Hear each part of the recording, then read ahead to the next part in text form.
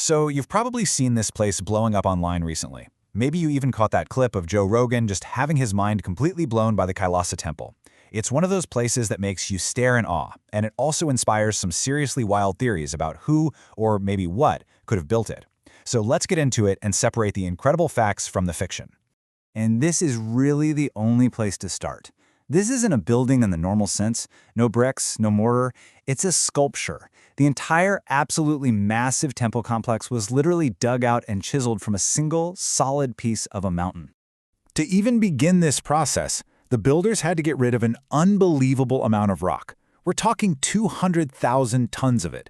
To put that in perspective, you'd need something like 10,000 modern dump trucks just to haul that much stone away. It's just a colossal amount of material.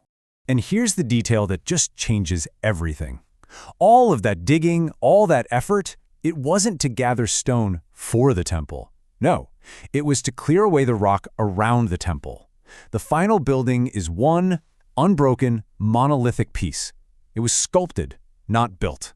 This is Cave 16, part of the Ellora cave complex in India, but it's famously known as the Kailasa Temple. And for centuries, honestly, it's presented a puzzle that has left historians, engineers, and just about everyone else completely baffled. Just look at the problems you have to solve here. It's the biggest monolithic structure on the planet. It's carved from super hard basalt rock. And get this, it was built top down, which is the complete opposite of how we build anything. And supposedly, they only had basic hammers and chisels. Oh, and to top it all off, all that rock they removed, it's just gone. Nobody's ever found it. So you can see why all these facts open the door for some pretty wild speculation. And whenever a human achievement is this grand, this hard to wrap your head around, our imaginations just tend to run wild. And this is where the myths, the legends, and, the aliens enter the story. So let's just ask it. Could this have been built by beings who could fly? I know, it sounds like something straight out of science fiction. But this idea is actually fueled by carvings you can find right on the temple walls. They show these mythological beings, like the Kannars and Yakshas, who, according to the legends, could soar through the skies. So you basically have two completely different stories. On one side, you've got the historical view.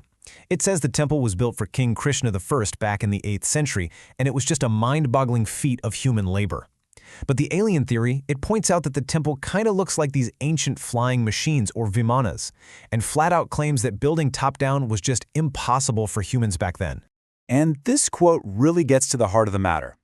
When we're faced with something we can't easily explain, our brains look for an answer. And sometimes, it's just easier to believe an extraordinary story than it is to work through a complex, difficult truth. But what if there is an explanation? What if there's a playbook for how this was done? What if the answers aren't lost to time or hidden in space, but are actually right there, in the stone itself? Let's take a look at how ancient engineers used sheer ingenuity, not alien tech, to solve what seemed like impossible problems. Okay, this is the first huge question. It feels totally backwards, right? Why on earth would you start with the roof and end with the foundation? Well, the answer is pure genius. The process was just brilliant. First, they dug 3 gigantic trenches straight down into the mountain. This isolated a huge rectangular block of stone in the middle. Then, they just started carving from the top. And here's the key.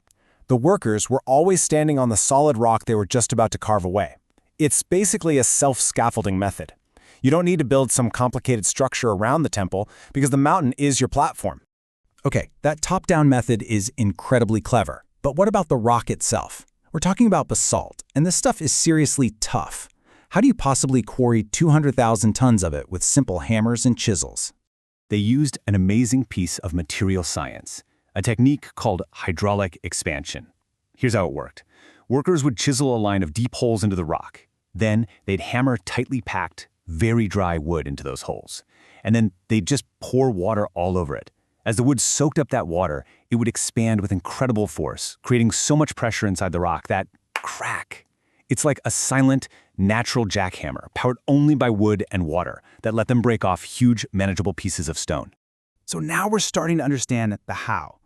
But it's also really important to get that this masterpiece didn't just appear out of thin air. It was actually the grand finale of centuries of practice.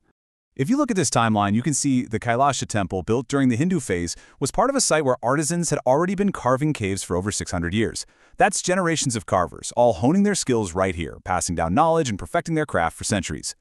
Actually, the idea of carving a multi-story building from one rock wasn't even new to them. At the very same site, you can go and see earlier, kind of simpler versions, like in Caves 12 and 15. You could think of those as the prototypes. Kailasa was them taking every single thing they had learned and creating their absolute magnum opus. And all of this brings us to the final point, really. Once you understand the brilliant engineering and you see the history behind it, the whole alien architects idea starts to seem a lot less mysterious, and honestly, a little disappointing.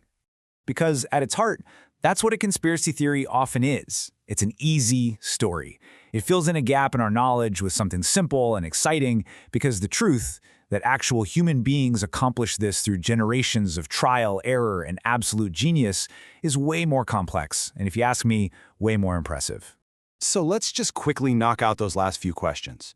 Where did all that rock go? Well, archaeologists are pretty sure it was just reused to build forts and other buildings in the area. Who built it? All the historical evidence points to King Krishna I. And how long did it take? The best guess is about a decade of incredibly intense, skilled work. This quote just says it all, doesn't it? To chalk this up to aliens isn't just a fun little theory. It's a huge disservice to the thousands of artisans, laborers, and engineers who poured years of their lives into creating one of the greatest wonders of the architectural world. So, the real takeaway here is this. The magic of the Kailasa temple isn't some mystery we need ancient astronaut theorists to solve for us. It is a solved problem. It's a breathtaking monument to human ingenuity and a deep, practical mastery of science and engineering. And that kind of leaves us with one final thought. When we look at these amazing wonders of the ancient world, maybe the first question we ask shouldn't be, how could they have possibly done this? But instead, what brilliant methods did they invent to make it happen? What other incredible human achievements out there deserve to be seen not as mysteries, but as monuments to our own genius?